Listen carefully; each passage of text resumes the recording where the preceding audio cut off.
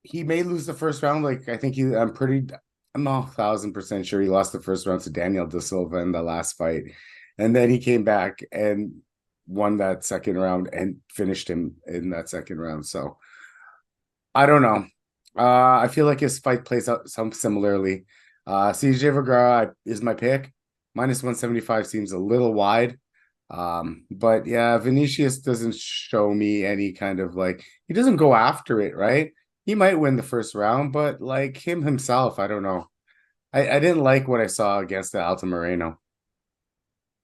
All right, moving on. We got a middleweight banger here. I think it's going under the radar. We got Roman Kopylov versus Claudio Ribeiro. Ribeiro 11-3 with 11 knockouts, and Roman Kopylov 10-2 with I think 8 or 9 knockouts. So this has knockout written all over it. The odds are a little bit wider than I thought. Now, don't get me wrong. Roman is the more technical guy, but when you're facing someone who's 11-3 with 11 knockouts, like, you got to understand that it's a dangerous fight. So give me Roman by knockout, but it is not going to shock me if Ribeiro knocks him out. Like, it will not shock me. You got two guys that hit that hard. Somebody's going down. Obviously, there's no props yet. If like the under 2.5 is good, I'm going to hammer that. It's not going to be. Under 1.5 is probably what you're looking at. You're probably looking at a quick knockout for somebody.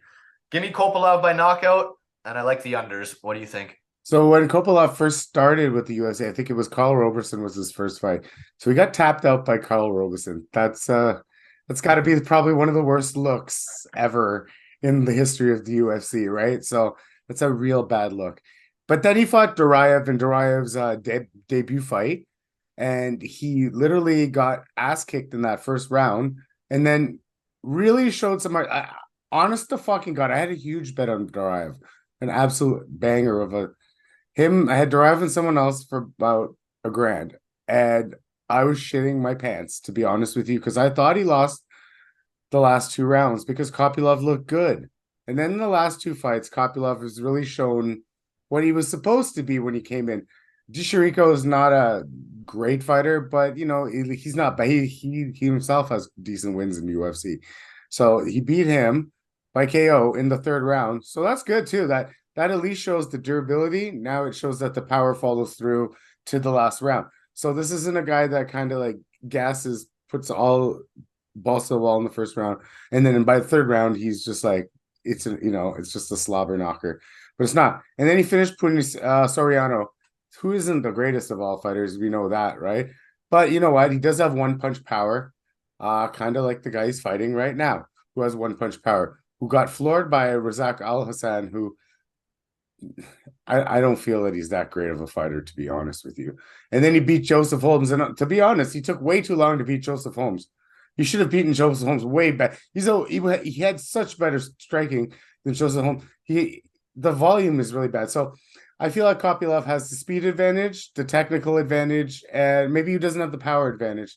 I don't see this hitting the ground, but if it does, it would have to go Kopylov's way, I would say. But they'd be like, oh, he got tapped out by Carl Roberson. This isn't hitting the ground, folks. This is going to be a stand-up war. Kopylov's got the better volume, better stand-up, and I'm picking him. But the odds are wide. I think you got to play by finish. So they're both finishers. Like, oh yeah, man. But like I feel like Kopylov actually puts it on him as opposed to Ribeiro just trying to find that shot, right? So, and Kopylov's shown that he can eat that shot, right? It's going to take more than one shot to take him out, right? So that's what I'm banking on. That's my narrative. All right, moving on. We got Trevin Giles versus Gabriel Bonfim. Gabriel, this is his 2nd fight in the UFC. The first one, he got that real quick, impressive submission. Obviously, he's known as a submission specialist. His brother's more the striker. This one's more the submission guy. This is the better brother, the higher ceiling. He's a big favorite here, though. I mean, I do, full disclosure, I do pick him to win. But I'm not loving the line. I think he's sitting at a -250 right now. Trevin Giles on the other side, I mean, he's not great. -334, bro. Oh, see, that's what I'm talking. I think he opened -250, so That's even worse. Like, I can't play that. Like, Trevin Giles ain't great at anything, but he's well-rounded. He's been in there. I mean, I think Bonfim's going to win. 100% I do think he's going to win, but I ain't betting him at minus 334. Now, the problem with Giles is I don't really think he has the one-shot kill power to catch him. So it's like, how is Giles really going to get this done? So, yeah, give me Bonfim, but I won't be playing minus 334. What do you think? I'll YOLO minus 334 because I think I'm not going to play it like a good bet. I mean, I'll put him in some sort of like I want to play every single fight in this card parlay. Yeah, because remember Preston Parsons, we won money on Trevin Giles last time, plus 400 on a fucking decision. I remember that. I told you, I'm like, just take this. This is ridiculous against Preston Parsons. But if you remember watching that fight, Preston Parsons had his handful of good moments.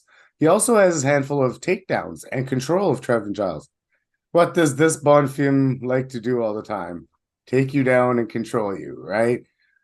Trevin Giles is accepting of certain positions. He's accepting of being on the back foot sometimes, doesn't push the action. He could be better than he actually is, but I feel that Bonfim actually goes for it. I'm going to take the guy that goes for it, and I'm pretty sure once this hits the ground, it's going to be a different ballgame. Preston Parsons is one guy, but having Bonfim on the ground is another guy. So, yeah, I'm going to take Bonfim. I'm actually pretty confident in the minus 33, 34. It's just that it's so large that you can't drop heavy cash on it. Yeah, I feel confident. Just I don't know if I want to bet that number. Yeah, no, 100%, man. No way. But yeah, throw it in a YOLO. All right, moving on. We got heavyweights, Derek Lewis versus Marcos Rogerio de Lima. I'm kind of surprised at the odds here. Don't get me wrong. Derek Lewis has looked terrible lately, but he's the underdog here. And Marcos on the other side barely beat that fucking Cuban or Dominican guy last fight. I forget what his name is. Waldo Costa, was it? Yeah, he barely beat him, man. It was not a good look. I had him to finish that fight, or I had him in a bunch of parlays like confidently, and he barely came through. Yeah, I remember. So, I mean, if he couldn't really implement the ground game in that fight, and he was getting pieced up on the field, like he was pretty busted up on that fight too. Like if Lewis lands those shots, Lewis is going to put him out. The problem is Lewis hasn't landed those shots in a long time. Lewis has looked kind of like a quitter, hasn't looked good at all. He hasn't looked I don't even think Lewis has made it out of the first round. I feel like all of Lewis's losses are quick these days. So yeah, they are. So this is a funny one. I think it's safe to say it doesn't go the distance because Lewis is either going to catch him or he's going to get probably submitted. So give me doesn't go the distance. Give me the under 2.5, probably the under 1.5, probably. As far as the winner, this is tough because I really think Marcos looked like shit last fight. If that fight didn't happen, I'd be all over Marcos, but he looked bad against Costa. So I don't know. What are you thinking? I think Lewis's durability is finally shot. That's what I think. He used to be one of those guys that could eat a couple or whatever, but yeah, he just turtles now. He doesn't seem to be like taking those punches as well as he used to. Let's just put it that way, right? So like I'm gonna side with Rogerio, and it's because the career trajectories are going in two different career trajectories, right? Derek Lewis is still the bigger man. Derek Lewis is still the bigger puncher. Derek Lewis still has more power. And Derek Lewis still accomplished more in the heavyweight division. But the last couple fights, what I've seen is like he gets hit once and then he kind of turtles he just throws his shoulder out there.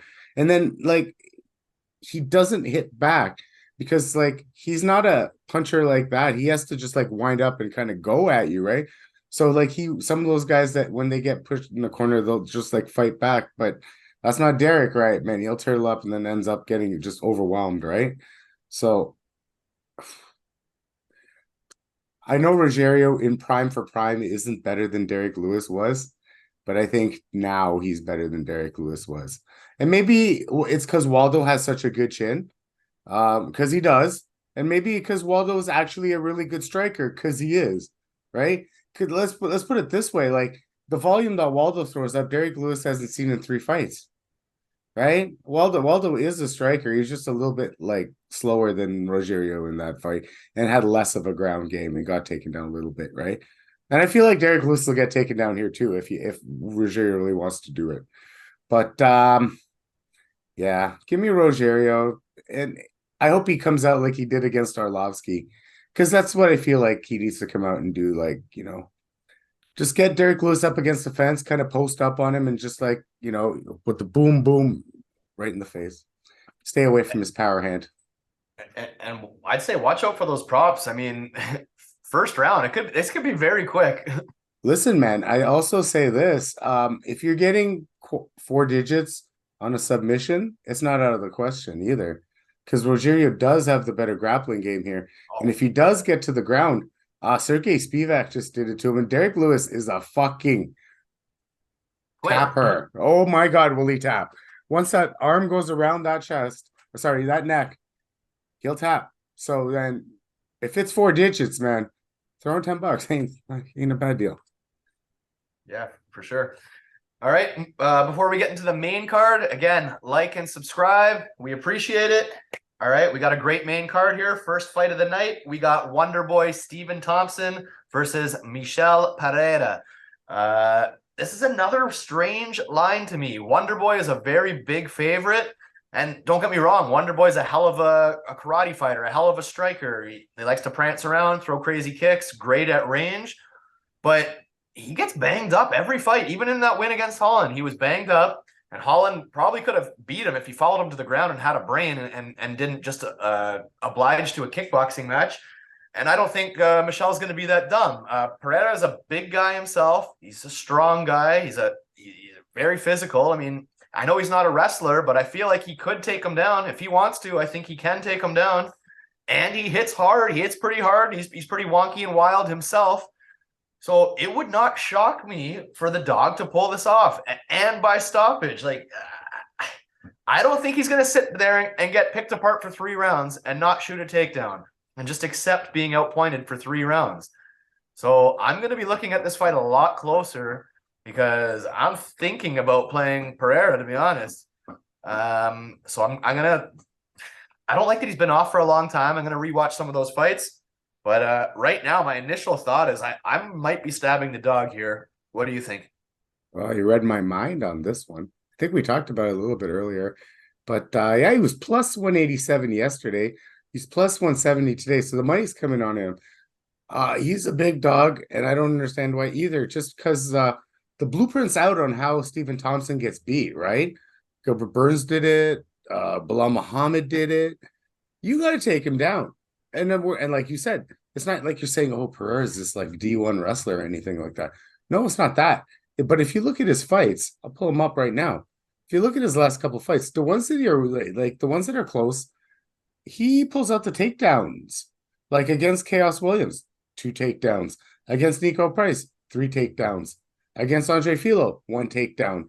So like those takedowns came after the initial I'm going to strike with you for a bit. And it's not that, and let's be honest, he's not that bad of a striker. He's actually a decent striker at best. And Stephen Thompson, I love his karate style. He's a great striker, comes from all these different angles, blah, blah, blah. Sometimes he can be low volume, right? And especially when he's getting pressured. And Pereira has always been a pressure fighter at best. If he's not pressuring in the clinch, he's pressuring with the strikes. The way I've seen his fights, so he likes to come out striking first and then bring the ground game as the fight progresses. But I mean, you got to think his camp's smart enough to look at the tape and look at the losses that Stephen Thompson has had in the past 3 or 4 fights. They were 7 takedowns by Bilal, 3 takedowns by Gilbert. Gilbert only needed 3 because as soon as he took him down, he held him out for the whole round, right? Otherwise, he would have had 7 takedowns too. Bilal is just not as good of a grappler. He's a good wrestler, but he's not as good as a grappler as Burrs. But yeah, Stephen Thompson can get taken down. And oh boy, I don't hold this against Stephen Thompson because I won money against him. But I had a big bet on Stephen Thompson a few years back when he was against Anthony Pettis. I'm like, oh, this is a fucking in the bag bet. And the punch off the fence, I couldn't believe it. I'm like, and he was dominating that fight. Oh my God, I was counting my money. I was counting. I was like, oh my God, this is great. Oh, and then that happened. But anyways, I don't hold that against him. I just think the book's out. I think Pereira, like you said, is smart enough. I think his camp is smart enough. I think his coaches are smart enough to implement ground game here. Because if they do, they might only need one takedown a fucking round. Because Pereira's a pretty good grappler, and he actually goes for submissions too. And I'm not so sure that Stephen Thompson's the greatest like non-submission grappler out there in the world. So No, and he's almost 42 years old. He's slowing down a little bit, he's and I don't. 42. Are you kidding? Really? He's 41. He's 41. He's to be. No, fuck off. I did not know that. Click on it. Maybe I'm wrong. I'm pretty sure he's 41. Click on him. Hold on. Hey, he's just a year older than me. He's 40. Yeah, you're younger. He's 40. He's 2 years younger than me. Oh my God. I didn't realize he was a. Oh, shit. Yeah, I'm on Pereira, buddy. I'm probably going to stab the dog. I'll probably put it like a unit size bet. I like the dog. I like that it's later in the card because maybe you want a parlay or two and you can just drop it on. No, the dog's nice here. I like the odds. Yeah, absolutely. Go Michelle. Right. Yeah, man. Moving on, we got Michael Chiesa versus Kevin Holland. These two actually do not like each other at all. They hate each other, which makes for a fun build-up, makes up for a fun fight.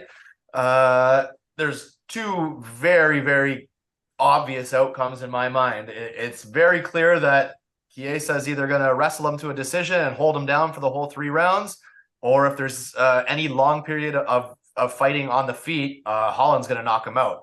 So you're either on Michael by decision or Holland by finish. Those are my 2 thoughts of this fight. I think it's very clear that Michael Chiesa can do this, but I question how hungry he truly is. Like he's almost turning into a quitter himself, I find. And he's got this cushy commentator's job. And Holland's fired up. Holland's so risky to bet on because you just don't know what he's going to do. The guy runs his mouth more than he lets his hands fly. So I don't love betting on Kevin Holland by any means, but I still think Kevin Holland can knock him out. But the 2 plays are Chiesa decision, Holland knockout or finish. It's whatever side you're on. What side are you on? I like Chiesa because I think I can't get Kevin Holland versus Marvin Vettori, Derek Brunson. Has he really fixed his takedown defense that much? I don't know, man. Alex Oliveira, Cowboy Oliveira with his 25 kids, still took him down twice. Tim ass Means still took him down twice. Kamzat still took him down twice. He took down Stephen Thompson. He had the way to beat Stephen Thompson, and his dumbass fight IQ fucking rang again. Kevin Holland and his dumbass fight IQ. And yes, Chiesa is in the booth now. And yes, Chiesa is reporting and do all that stuff. But let's be honest, Chiesa's fight IQ is right there. He's always been a smart fighter. He knows how he has to win fights, you know what I mean? And the ones that he's lost, he can't control the wrestling. And I don't think, and he's always gone for the wrestling, right? So I don't think he's not going to go for the wrestling. He's not going to engage Kevin Holland in his own game because he's too smart for that. I feel like this is just going to be a wrestle fuck. Michael Chiesa, he's plus 130 right now. I'll take him and I'll put him with the favorite that I like and I'll call it a day. All right, fair enough. All right, moving on to the featured fight. We got fan favorite Tony Ferguson versus Bobby Green. Fuck Tony Ferguson. Yeah, he's a fucking weirdo, man. Yeah. Bobby Green is coming off of, is it the knockout loss to Drew Dober or is it the headbutt with to Jared Gordon? Yeah. Oh, screwed our day up. So even though Bobby Green doesn't have a recent win, honestly, man, Bobby Green's hands have been looking great for years. Obviously, nobody likes to see that showboating bullshit. It's going to catch up to you eventually. But Ferguson doesn't have the one-hit power to catch him the way Drew Dober did. He was fucking Drew Dober up. Dober was busted up, swinging at air.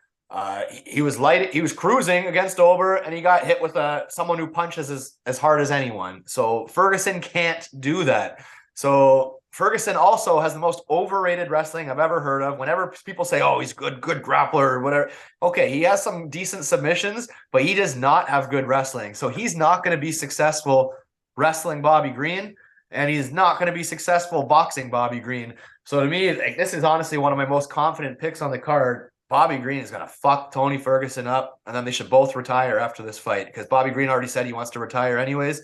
They should both retire. Ferguson's going to look terrible here.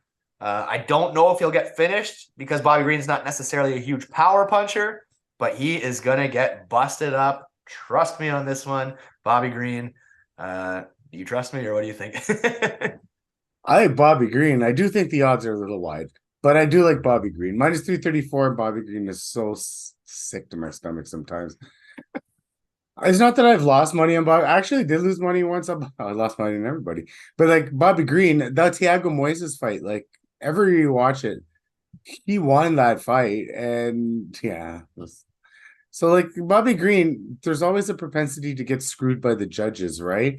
And I feel like he beat Fiziev too, like that fight. So, but he got screwed by the judges there. So there's a lot there's that variable to work into this whole line. That's why I think minus 334 is very high, because this might actually go to decision, right? Because Tony Ferguson, against power punches is not a tough out, but like I don't know if he has the one kick power like Michael Chandler to just floor Tony's face into another realm.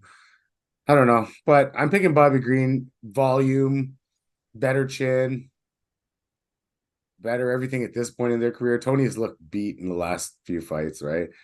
Ferguson's done. Yeah, Ferguson's done. He looks beat. I'm betting against him. He looks beat, and I think that Bobby Green still looked decent against Jared Gordon, decent against Drew Dober, like you said. So, yeah, I've yet to really see Bobby Green get outstruck. To be honest, like I said, Fiziev beat him, but he didn't really do it convincingly. And, I don't even know if he didn't beat him in volume. That's what I'm saying. That's what I'm saying. He didn't do it convincingly. No. He actually lost the volume. He hit harder, or hit with more power.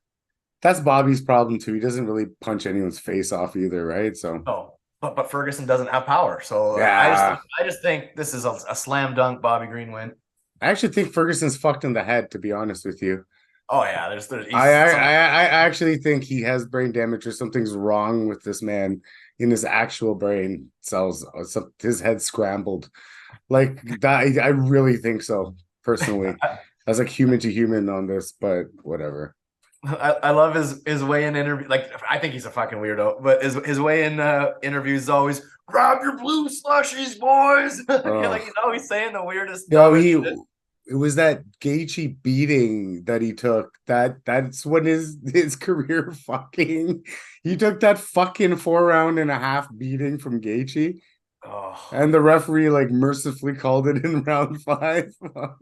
Buddy, I was squirming watching him take that beating. I was like, oh.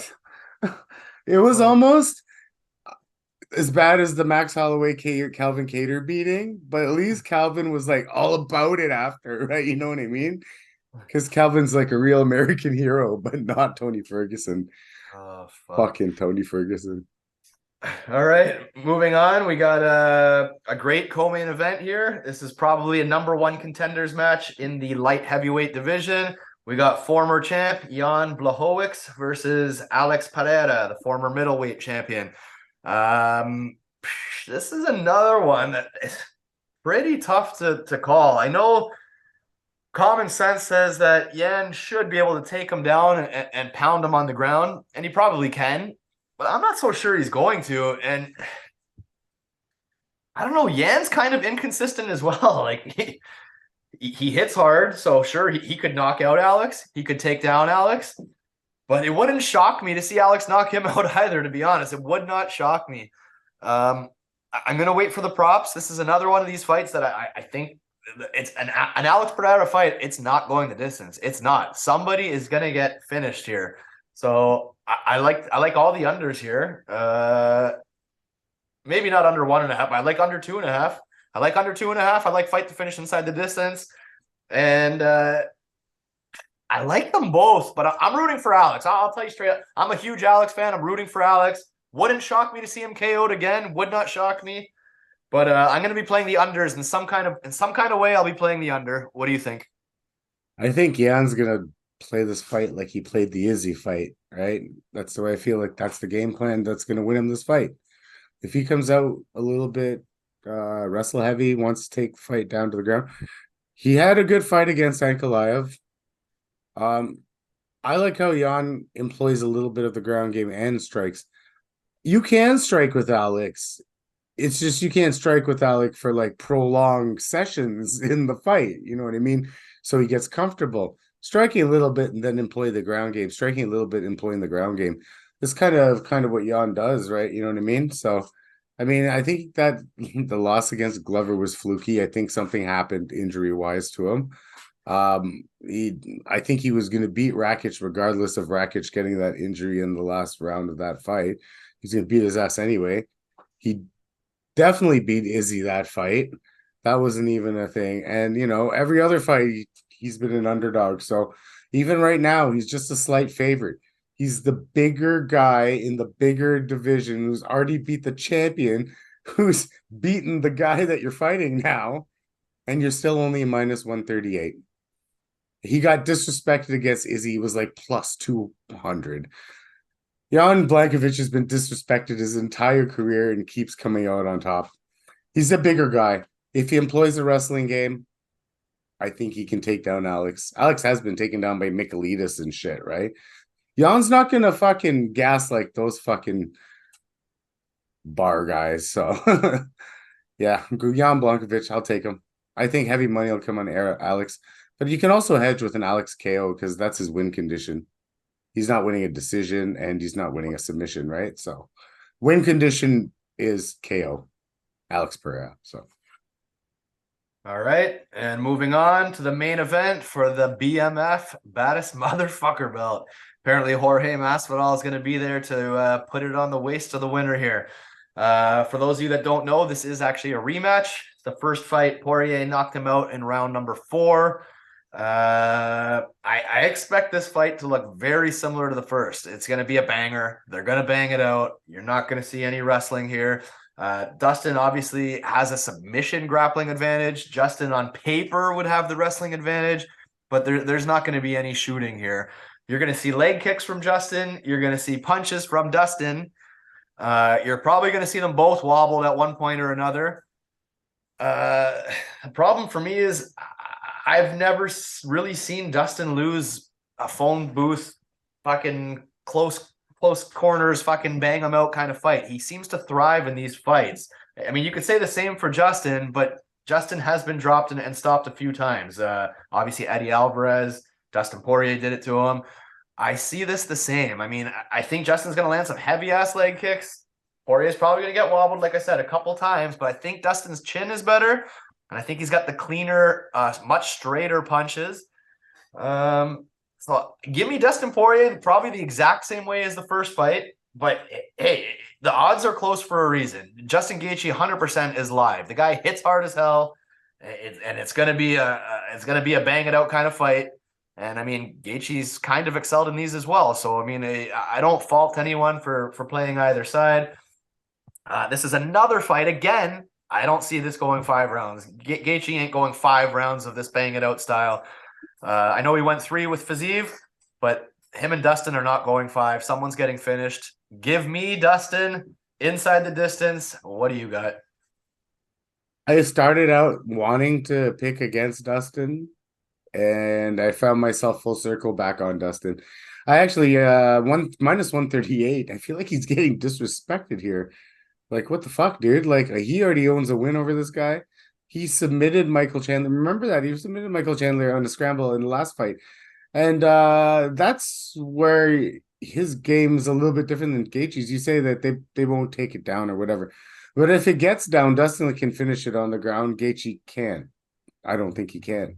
No. So that's the difference there. Dustin's a more well-rounded fighter. He's done more like different space fighting in his UFC career, right?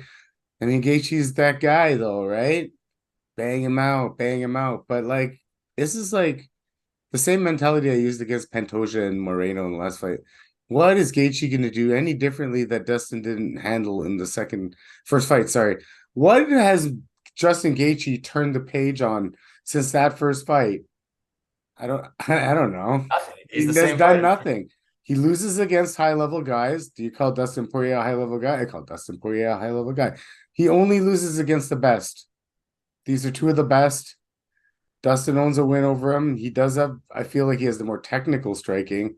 He would both have good chins, but Dustin's actually probably got the better chin than Gaethje, right?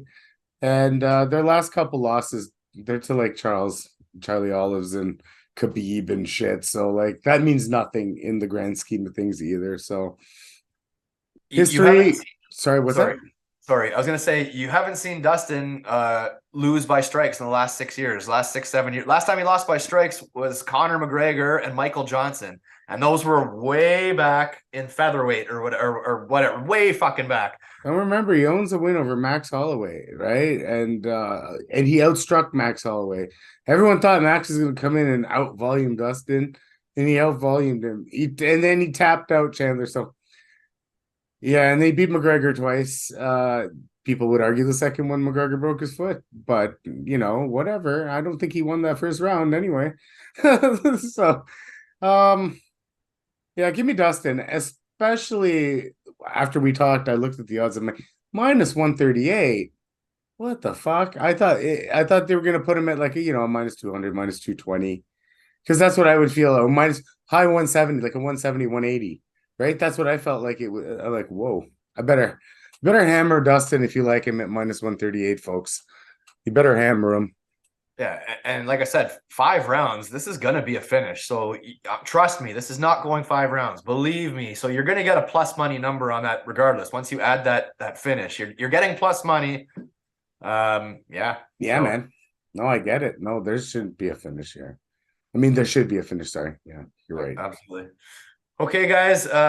If you're new to this channel, every Thursday we drop a final picks and bets episode. So look out for the betting show. The props drop. We'll do our due diligence throughout the week, and we will give you our final bets on Thursday. Until then, please like and subscribe, and drop us a comment. If you disagree with one of our picks, or there's a fighter you want us to look into more, let us know. Like I said, we got a week to due diligence, so let us know your confident picks, or if you disagree with any, and we'll see you Thursday.